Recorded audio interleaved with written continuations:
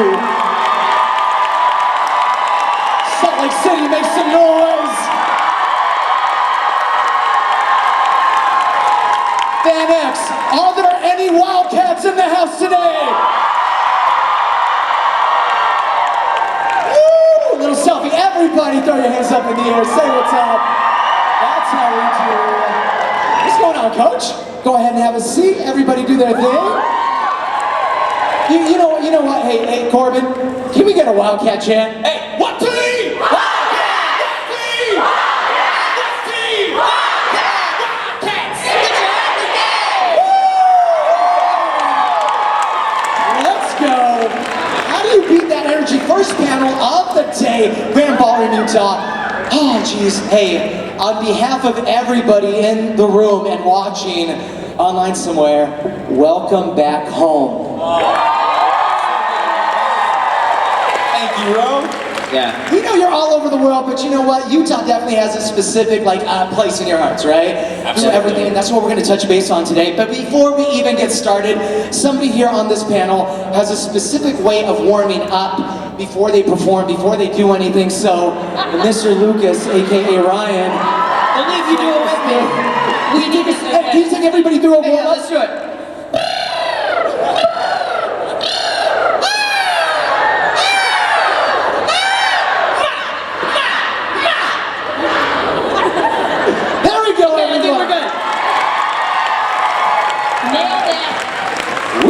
Start this bad boy off. Check this out. Bart is still on it. He's doing his thing. He's got it. Okay.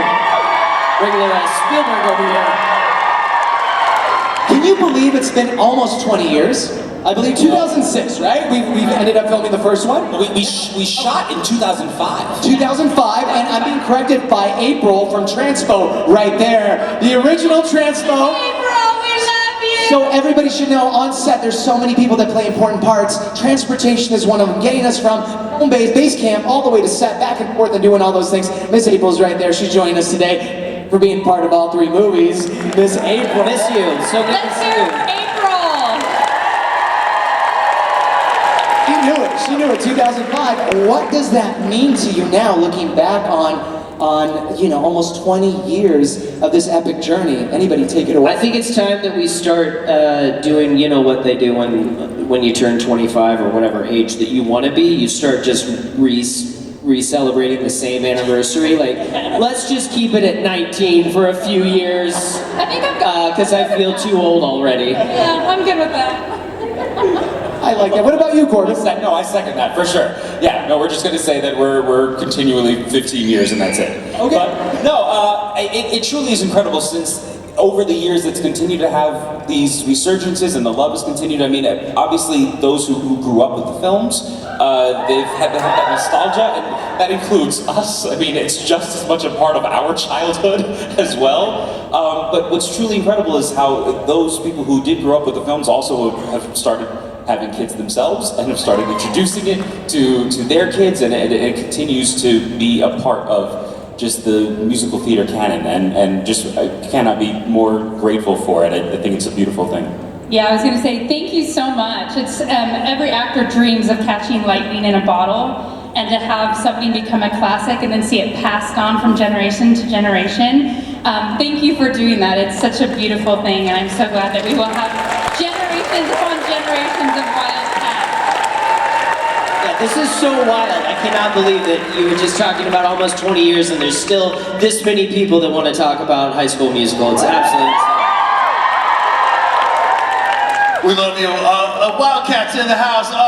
Love you guys so much. It's so special. It's such a special thing. We made this movie. These guys were such babies when we started. Guys, I look back on the photos and they were just kids. They were just so happy to have a job.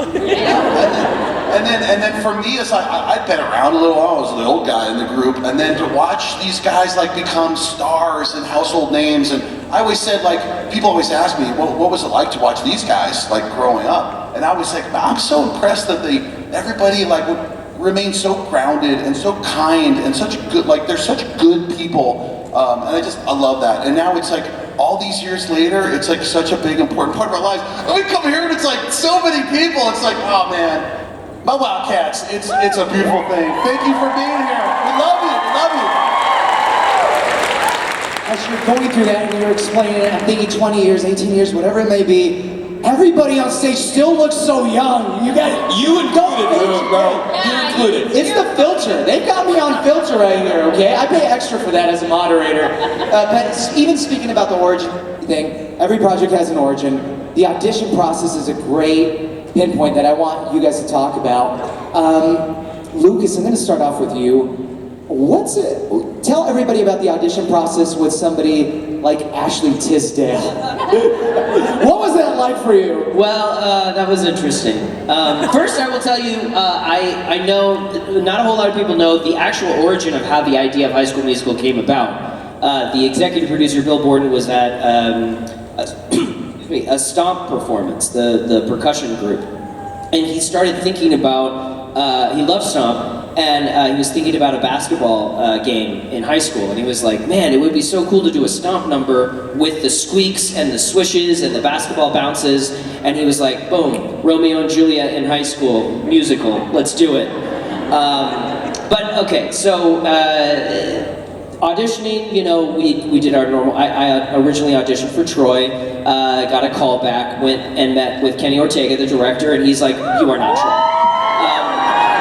But you are Ryan, and I want you to go out and learn these new sides and come back in, and we're gonna work on this. And so for our final callback, it was very it was put up together a lot like a New York Broadway audition. So they were auditioning for Ryan and Sharpay, Troy and Gabriella. There were 100 people in this tiny, sweaty room, and they were just taking us in one by one. We were doing dancing, singing, and then scenes together, and they would pair us together. And when I met with Ashley, when we were going in, she's like, hey, I want to go over the music and the scene together, because I need to rehearse. And I was like, well, tough titties, because I came prepared. And she was like, no, I really need you to do that. I'm like, okay, fine, we'll go through it. And we went through the scene, and then she proceeded to give me notes, just like Sharpay would. I was fuming on the inside. How dare you, actor to actor, give me, I'll take all the notes from the director, but how dare you? And then we walked in, and I know why we both booked this role, because I walked in with this anger underneath and a smiling face. Yes, of course, sister, I'll do whatever you said. And she's like, okay, I'm gonna add a line, and then I'm gonna say, Ryan! And then you're gonna go grab my bags, and you're gonna go over here and do this, and I'm like, oh my God, this is... So it was months later when I got the call that I booked the job, and when we showed up for the vocal recording, I was like, please don't be at that one person that told me what to do. And she and her mom turned around the corner, and I was like, oh, hey! But, you know, now, Ashley's my sister. I love her to death, and you know, it was so great. It made it what it was, and I'm so happy that it turned out that way. We love that. We love that story. Because I think Bart's experience was a little bit different. I believe he originally didn't get the part for Coach Bolton. Is that true? Can you tell us about that? Yeah, I met Kenny Ortega a long time before most people were born. There in the cast on the set of Newsies. You guys seen Newsies? So I met Kenny there, and I was dating a girl, Ellie Keats, on the show, and you know, I'm hanging out with like Christian Bale and David Moscow. It was like this cool thing, and Kenny was great, and he kind of became a family friend. And he was so supportive of like my acting career. I did a TV series, and he'd always call and say, hey, this is amazing in the scene, or whatever. So he's just like a great friend for all these years, and really supportive. So then he calls me one day, he goes, hey, listen, you know, you've already done Newsies, Hocus Pocus, all these big movies. And he said, look, I'm doing this movie. It doesn't have a name yet. We're calling it High School Musical until we come up with something. It's a little movie. No one's gonna see it. There's no money in it. But we're gonna have a really good time. I think you're the coach. I want you to be the coach. And I was like, okay. And he's like, okay, so here's the audition. It's a Universal, Jason Lapadura, Natalie Hart, right? Okay. So I'm like, okay, cool. I go in there and audition, and a couple days later, they say, oh, you didn't get it. You didn't get the part. I got a phone call from Kenny. What'd you do? doing there? You're perfect for this role. He goes, what'd you wear? I'm like, I wear like a jeans and a t-shirt. They didn't give me a script. Like, I don't know. I've never played like an adult before. I was playing the basketball guy like a year before. So it was like my first time as in like playing an adult role. And he's like, you can't go in there in jeans and a t-shirt. You're supposed to play Zac Efron's dad. And I'm like, who's Zac Efron? Like, who's that? I don't know. At that point, like, nobody knows like who that is. So I'm like, okay. He's like, look, go put some gray in your hair, wear a sports coat, and go in there and act like you're supposed to, the age you're supposed to be. Okay. So I go back in there, and he got me a screen test at Universal for that. And I got the part, and he said, okay, you got the part, get the gray out of your hair. So, and that was it. That was it. That's how we got it, everybody. Fight for it. We still haven't come up with a name yet, though. We're still working on the name. Apparently. I'm going to go and switch gears real quick. I believe we have somebody with a question for the panel. What is your name and what is your question? My name is Caitlin, and my question is, what's your favorite song from the 3 films? Easy, I don't dance.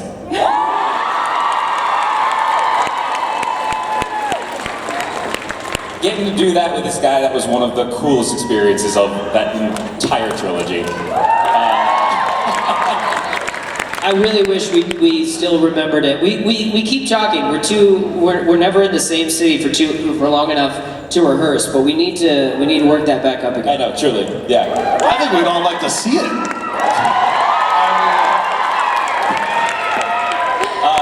Yeah, actually, one of my favorite parts about that number 2 was the origin of that song. It's that when Frank Sinatra first came on the scene, he, of course, was making waves. People loved him, but his team were saying, well, he's a great singer, but he can't dance. He's got 2 left feet, so they ended up calling Gene Kelly. And they said, hey Gene, we've got this guy, everybody loves him, he's got a great voice, but can you maybe show him a few moves? And Gene said, well, does he play any sports? And they said, he loves baseball. They said, okay, so he said, meet me at the baseball diamond. So Frank Sinatra and Gene Kelly went to a baseball diamond, and through baseball movements, Gene Kelly taught Frank Sinatra how to dance. And that's where they ended up coming up with how to dance. Yeah. I have to say, it's not everybody's favorite, but I really, really love All for One.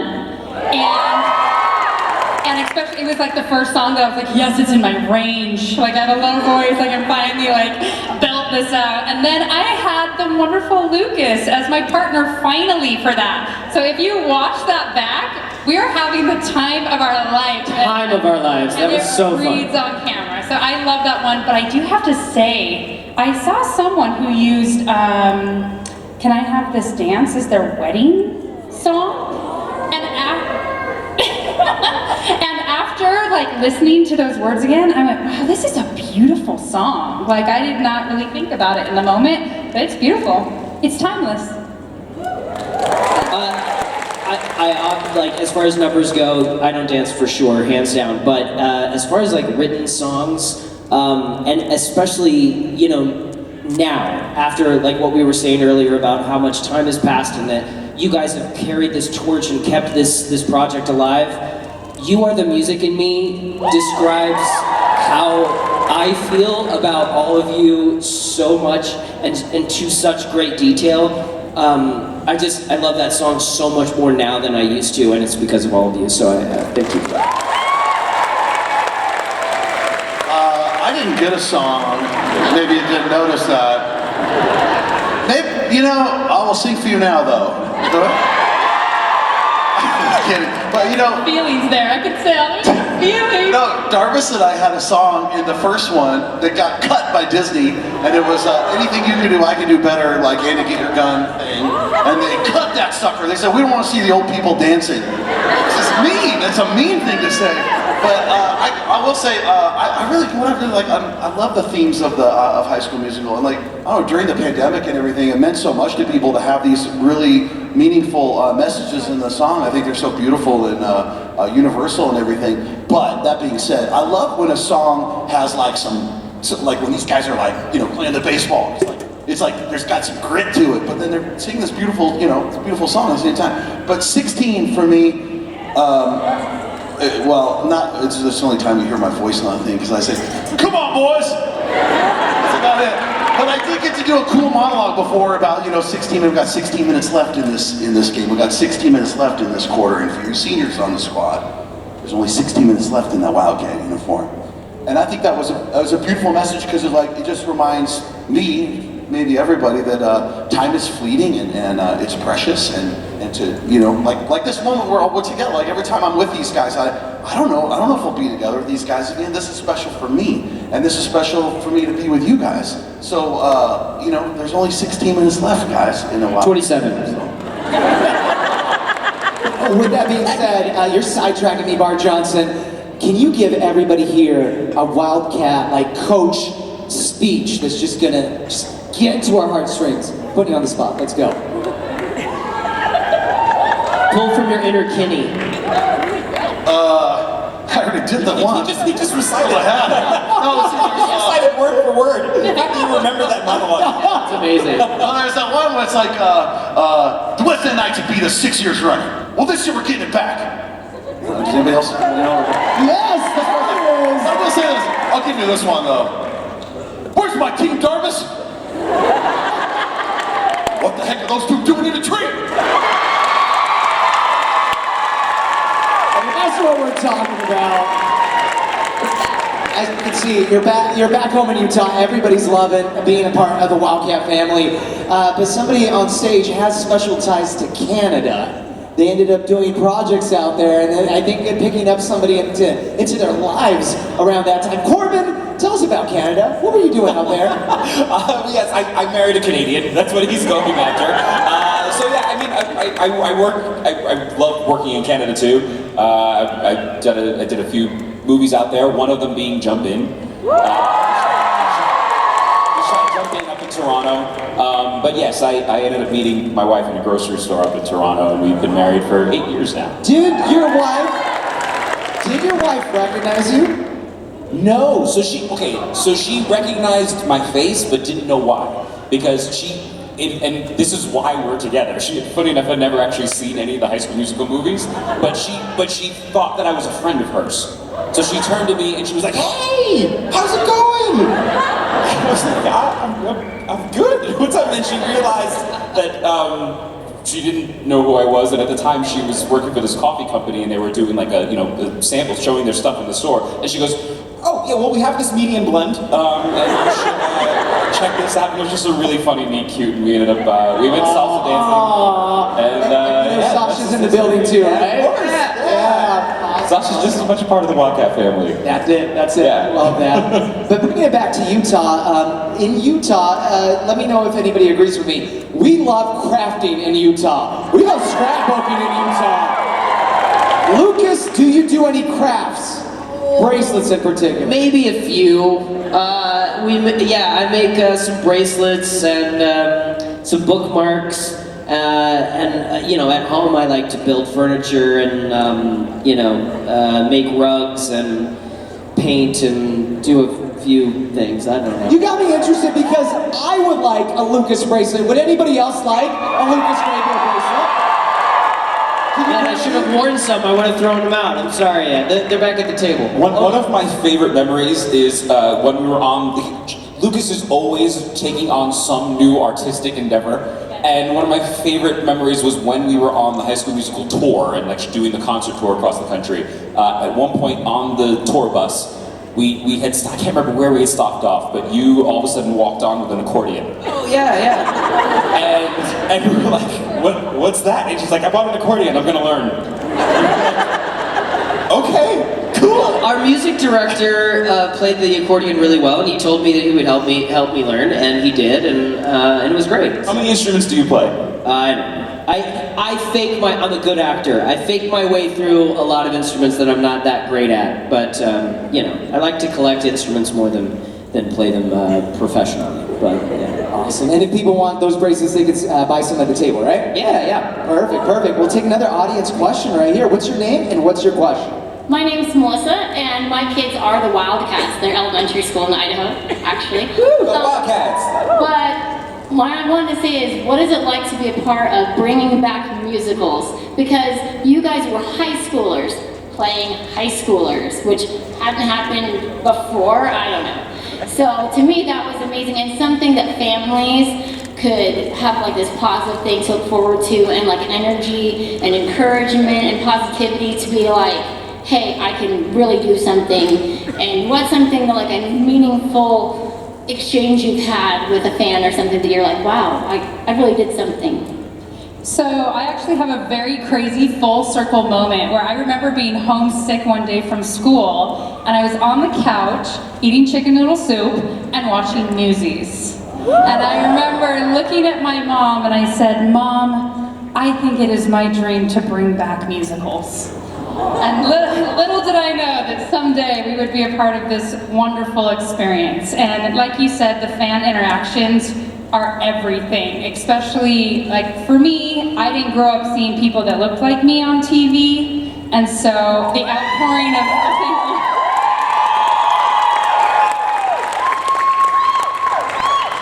the outpouring of love that I received for like representing and being unique, and the fan mail and the mothers saying thank you so much for showing all of us that talent doesn't have a waist size or a dress size. So Here, here.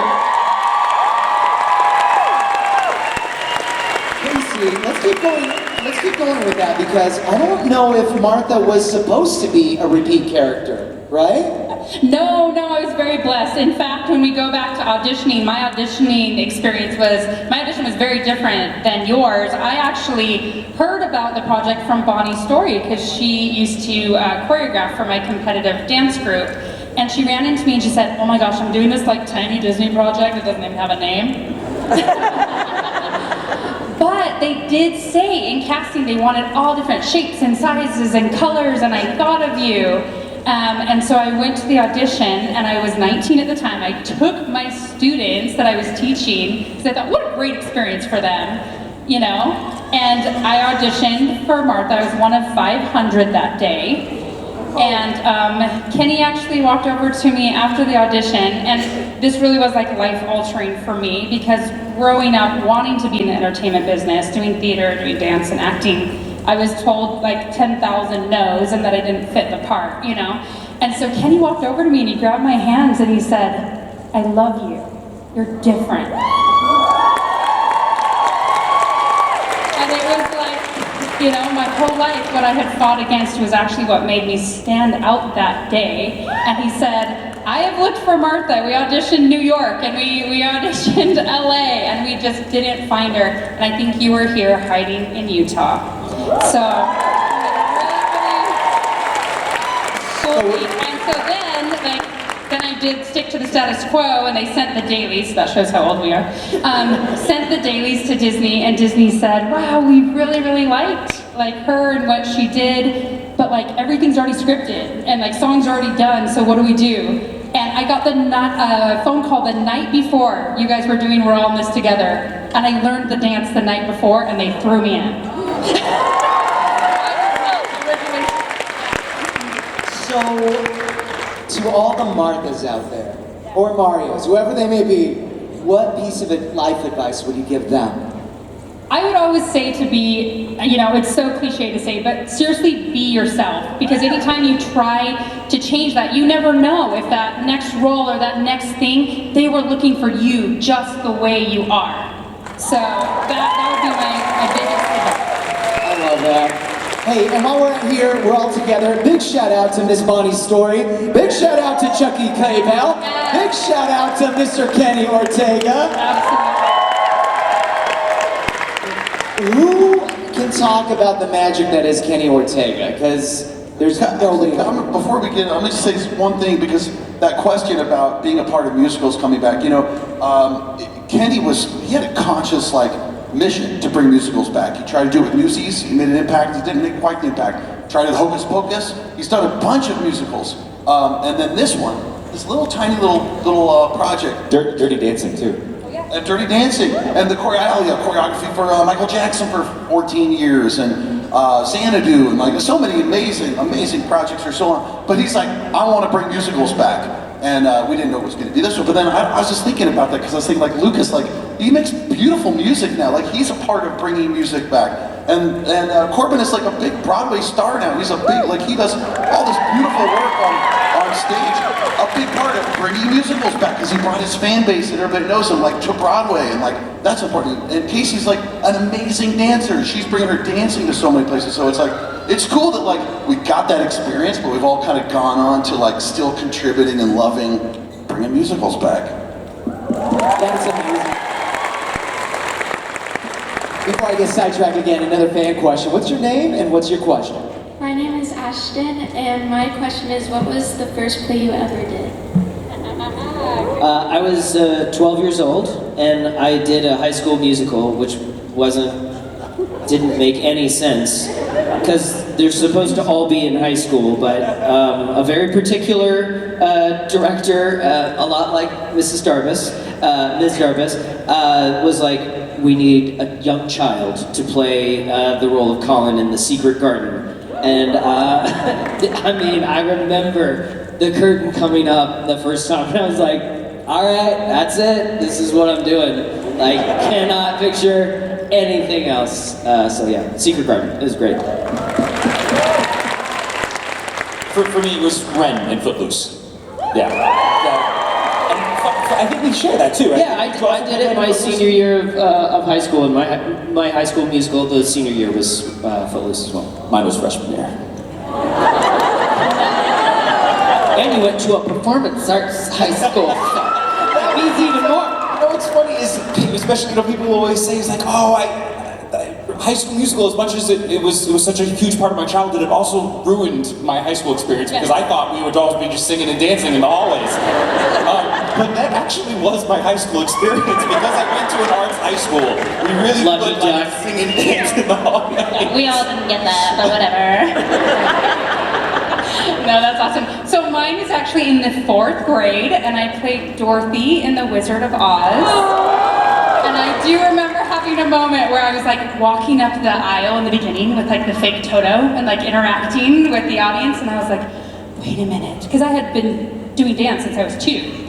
And I was like, wait a minute, you can dance, sing, and act all at the same time?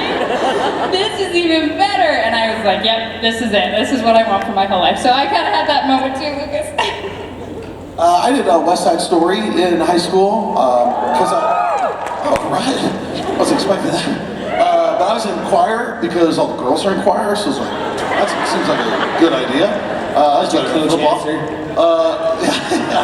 And so when you're in choir, you do all the musicals, and it was great. I did action. I was action. I sang the Officer Krupke song, which is funny, which is comedy. I love to do comedy. So like a comedy, musical was like, it was great. I was Baby John. Oh, were you really? Yeah. Hey, we're Jets. Yeah. Okay. Jet, always a You're jet. a jet all the way from your first cigarette to your last dying day.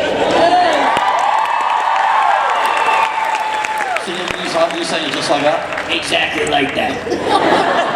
Back in Missouri, which is the native tongue. I love that. Who else do we have? What's your name? What's your question? My name is McKay, and my question is, what was your first impression looking at the HSN set? I thought you were going to say series. The set was, the set is a lot like the wardrobe, and we learn the lines and we sing the songs and we learn the dances, and you think you have this idea of what the characters are and the story and everything, but when you show up and the set is there and you put on the clothes, that's when things become a little bit more real and magical all at the same time, because everything just starts kind of coming together. And I know, for me, one of the first things that I shot musical-wise was what I've been looking for. And I remember just seeing the stage and Ashley and everything, and everything just fell into place and made sense. And it was just, I don't know, it became real at that moment, which was really special. I mean, Salt Lake City is home now to one of the most iconic high schools, and it's a real high school, East High. Shout out to East High. I remember walking up to that campus at first and just being floored because it's truly stunning. It's beautiful, and what's amazing is I have more visceral reactions to seeing that high school than I do to my own high school. When we went back for High School Musical, the musical, the series, I hadn't been back to East High since we shot the original movies, and walking into that gymnasium, immediately just tears started flooding up to my eyes, and I could not believe the incredible memories and what a wonderful space that we had to work in. And also, shout out to Kenny again, because there were so many moments. I mean, when you watch Kenny work, he really is so organic in his movement, and he comes up with stuff on the spot, which I do feel for a lot of our artistic team sometimes, because they have to keep up. One of my favorite moments was in the third film. I remember he went, we're on set, we're in the middle of shooting, and he goes, I need a Statue of Liberty here. Of course you do. Of course you do. I remember our props guy going, what? He's like, yeah, we need to have a Statue of Liberty.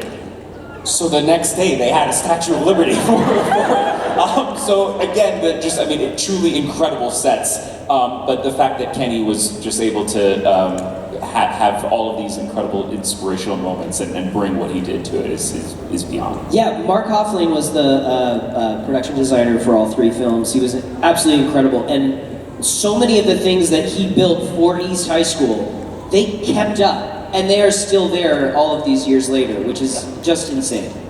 It's amazing. And one thing that came to mind while you were saying that, Corbin, and I looked at Lucas and he immediately knew what I was talking about. The roller coaster in High School Musical 3, graduation scene. All of a sudden you see us doing these roller coaster movements, right? We were on break. Do you guys remember this? Yes, Of course. I completely remember this. Tell everybody how it came about. Okay, so we were actually sitting there and we were like, oh, we're dying inside, we're all hurting, and we started massaging each other's shoulders. And Kenny walked over and was like, wait a minute, what? Huh? Like his brain's just like always going, and we were just like playing with the idea. So that was just like totally silly, organic, and became such a cool moment. Now do this. Now go to the left. Yeah. Now shake and Now place. shake. Yeah. Yeah, we were all lined up behind each other. Wait, can we My favorite, Are we gonna do this? Are we gonna do this? Hey, we're doing this. We are doing this. We're doing this. Let's go. We're doing this. So everybody's in a line. Everybody's in a wasn't line. in it, but I'm in. Massaging each other. And, Luckily, I and always Kenny wear walks in, safety shorts. and he does his usual. Oh, hey, Kenny. How's it going, Kay? You. Go, go, go, go, go, go, go, go. That's gonna be the shot that we're gonna have at the top. That's what it's gonna be, yes. And that's how we did it. It's not Let's go. Where, Lucas, hey, everybody loves a good jazz square. Could you please? Yeah, we gotta get it. Once a wildcat, always a wildcat. Funny story, I shouldn't say this, but in the beginning we all put each other's names in our phones as codes in case our phones got hacked or someone stole them. Lucas, you are still Jazz Square. That is awesome. Next question, name and what's your question? Hi, I'm Jessie. And I'm Morgan, and we were just curious, based on, reflecting on your journeys and how far you've come since then, what is a piece of advice you would give yourselves starting at the beginning of your high school musical career? Wow. Wow. I didn't really, a lot of us, didn't really pay much attention to mental health before all of this happened. And it was like too much, too fast for me, just in the attention and focus. I thought I was going to have to work really hard for a really long time before even a small portion of that would ever happen. And I found myself later down the road going through severe depression, anxiety, panic attacks, the whole 9 yards, and got help, and I still struggle with it every day. But I would tell myself back at, to the beginning that, look, we all think of looking up the mountain and seeing the success as the top of the mountain and see that once you get to the top, everything's fine. But what we don't realize is it's a whole mountain range of life, and you get to the top of one, you still have to get down. And it's not just peaks and valleys of your own emotional roller coaster, but it's just life.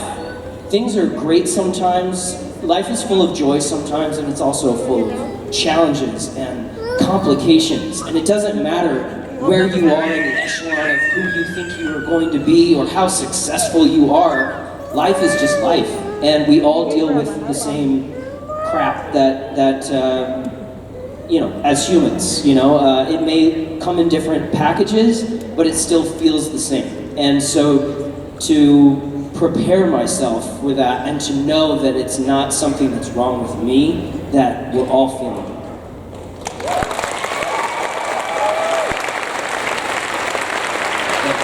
Honestly, so beautifully said.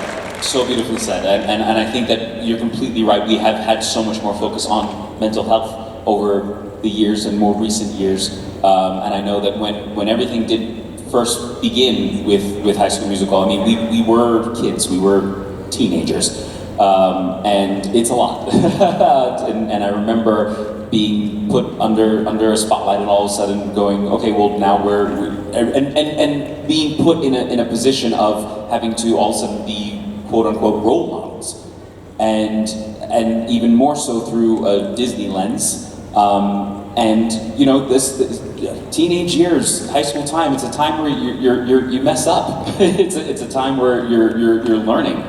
And I do remember also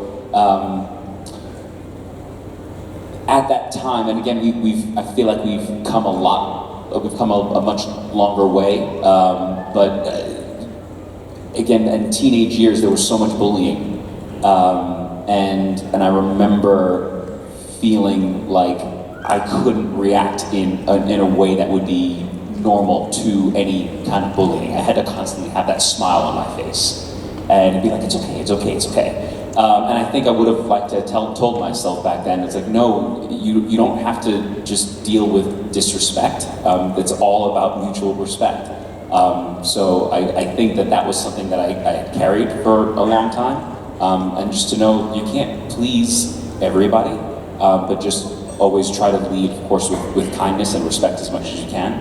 But know that it's okay to walk away from situations. Stand up for yourself. And stand up for yourself. Yeah, absolutely. Oh God, yeah, you guys have covered so much of that for me, especially like the being on and, you know, being trained by the mouse. We're like, everything's lovely, everything's perfect, we love everyone. And I can totally relate to that. I can also relate to what you said, Lucas, about the mental health side of when you see such success, it's like, okay, what's next? Like, I've made it. Like, where's the next job? What's going on, you know? And I wish I would have received this advice a little bit earlier, but I had some great advice that I'd love to share, especially if you do plan on going into the entertainment industry, because it is a feast or famine profession.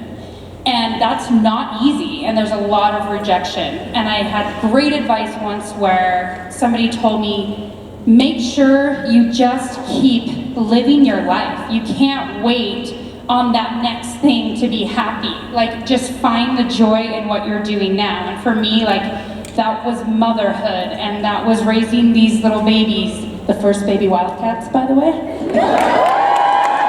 claim that title. But yeah, and like, life goes on, and like, you have to trust that God is going to bring like the projects to you. And it is crazy that when I release that and let go of that, I'm not worried at all. I'm like, no, it's like, it'll come, and it does. Like, I'm doing Joseph in the Amazing Technicolor Dreamcoat right now. And when it's right, it'll be right. And you don't have to be stressed out in that waiting time. Just live your life and be happy.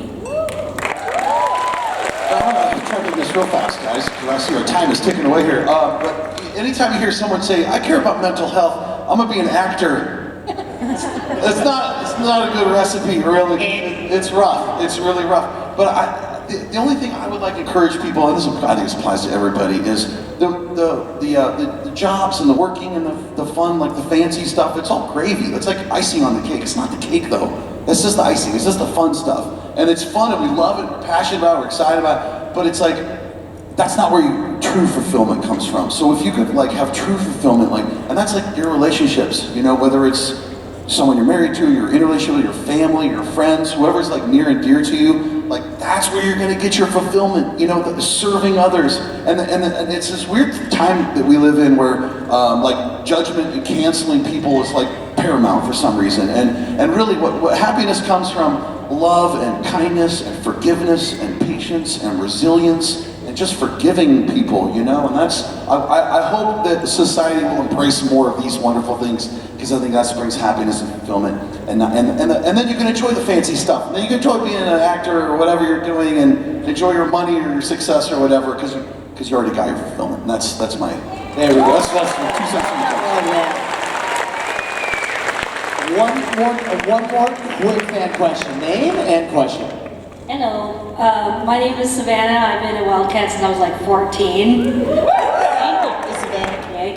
My question is for Corbin Bleu. How long did it take for you to learn the skills to play basketball? Because I mean, you weren't always Chad. You weren't always, you know, drilling the ball, you know, getting spirits. How long did it take you to get into that and like, you know, like be able to play the sport successfully? I still can't play the sport successfully. Are you still working on that? I'm still working on that. Yeah. No.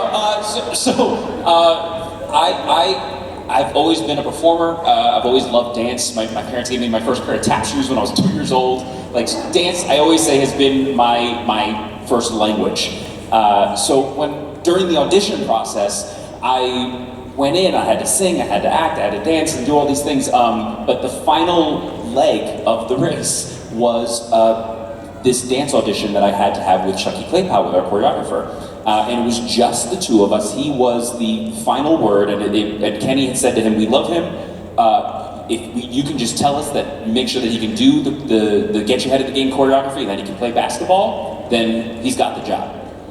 I walked into that audition with I bought a jersey and some basketball shorts. I went and bought a basketball because I did not have one prior.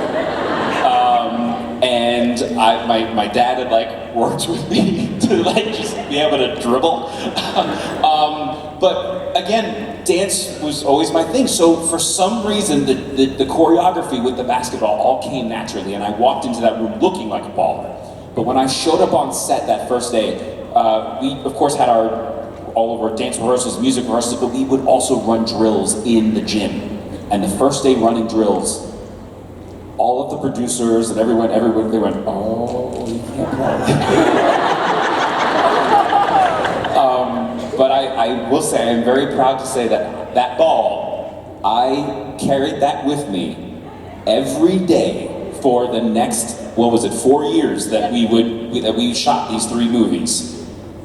And I slept with the thing. I'm not joking. You were the reverse Sinatra. That was with me every single moment of the way. So I 100% committed, and I still to this day I can like spin it on my finger. I can do all these fun moves. Do not ask me to shoot. Any moment that you see, The basketball. oh, terrible.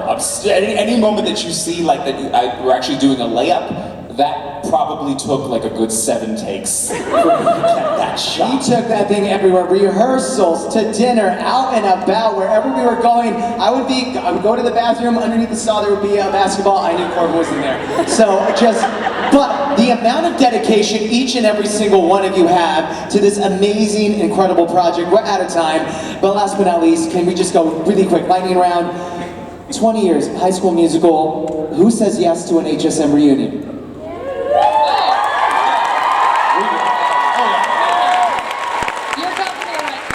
Wildcats, would you love to see an HSM reunion? Would you love to see an HSM reunion at FanX? The people have spoken. One more time, give it up, Bart Johnson, KayCee Stroh, Bleu, Grabeel. Corbin, take us out.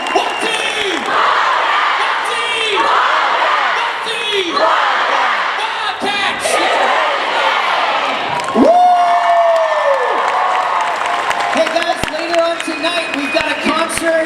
High School Musical Homecoming Dance Party in room 150G. Tickets are still available if you guys want to come check it out. We're going to be having a If you great want to have a time. party with Lucas, let's do this. Put your cameras up and turn your flashlights on. Ready? They're gonna take a selfie here. On the count of three, we're gonna go nuts. Ready? Turn all your flashlights on. On the count of three. Ready? 1, 2, 3.